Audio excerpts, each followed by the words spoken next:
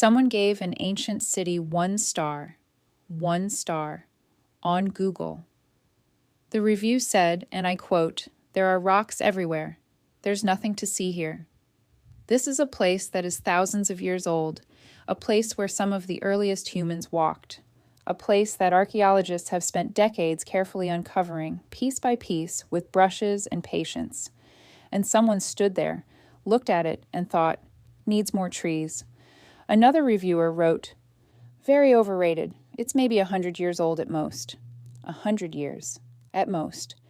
I read these reviews today, and at first I laughed. Then I felt something else, something uncomfortable, because I realized the instinct behind those reviews isn't as foreign to me as I'd like to believe. We live in a world where everyone has an opinion about everything, and not just has one, shares it, and publicly, permanently, with a star rating attached. But when did we start believing that having an opinion is the same as having knowledge? And when did I start doing it too? That's what this walk is about. There was a time when having an opinion required something: experience, study. At the very least, a long pause before speaking. My grandmother had opinions, but they came from 70 years of living. When she said something about the weather, it was because she had watched the sky every morning for half a century.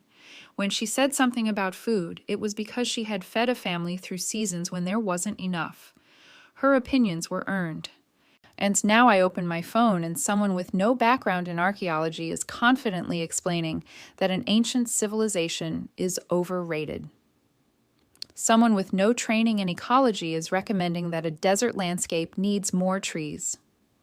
Someone who spent 11 minutes at a site that took 3,000 years to build is rating it like a restaurant. And the strangest part?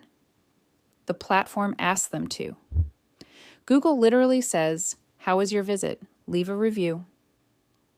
As if your visit to a place that predates your entire family tree by millennia requires your personal evaluation. We didn't just give everyone a voice. We gave everyone a microphone and a rating system and said, "Your opinion matters, always, about everything." But does it? There's a concept in psychology called the Dunning-Kruger effect. It describes something very specific. The less you know about a subject, the more confident you are in your opinion about it. It's not stupidity. That's important to say. It's not that these people are unintelligent. It's that when you know very little about something, you don't have enough knowledge to recognize how much you don't know. You're standing at the bottom of a mountain and you can't see the top, so you assume there is no top. The person who wrote, "It's maybe 100 years old," wasn't being malicious. They genuinely looked at those stones and thought, "These don't look that old to me," because they don't know what old looks like. They don't know that stone weathers differently depending on climate. They don't know that layers of civilization are buried beneath what's visible. They don't know what they don't know. And here's the uncomfortable part. I do this too. Maybe not about ancient cities, but about other things. I've had confident opinions about politics I didn't fully understand. I've judged parenting choices without knowing the full story. I've scrolled past a painting in a museum and thought, I could do that, without knowing a single thing about the artist's intention. The difference between me and the 1-star reviewer isn't intelligence, it's just subject matter. We all have a topic where we're the person who thinks the ancient city needs more trees. I think social media did something to our brains that we haven't fully processed yet. It taught us to rate everything. Every meal is a review, every trip is a rating, every person is a follow or unfollow. Every experience is content or it didn't happen.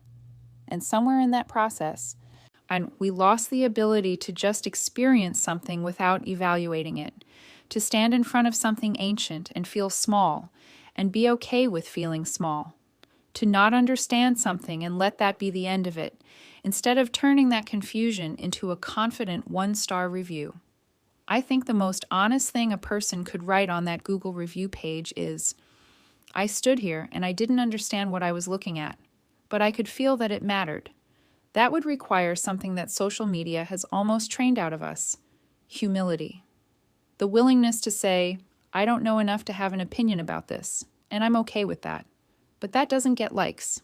Too many rocks gets likes. Confidence gets engagement.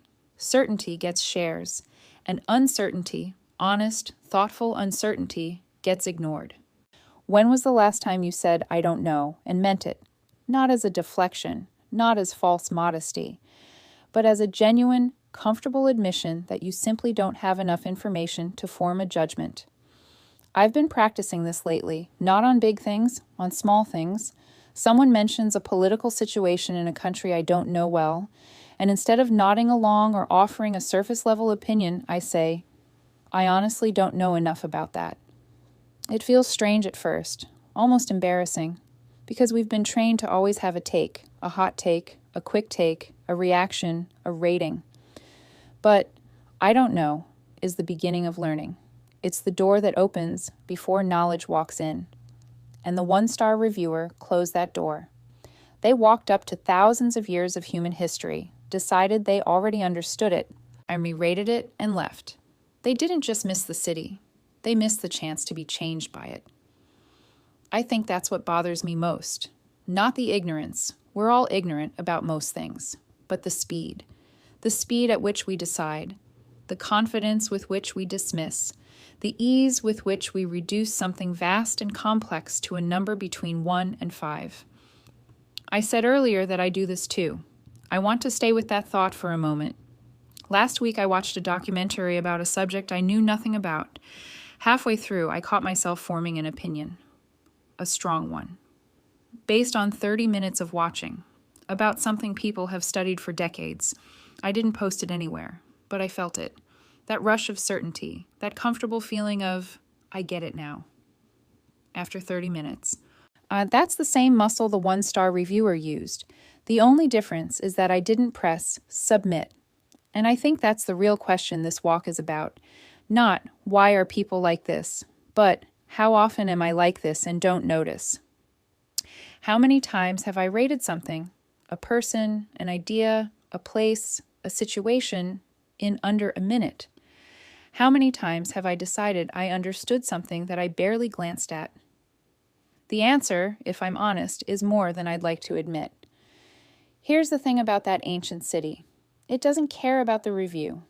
It was there before Google existed, before the internet existed, before the reviewer's entire civilization existed.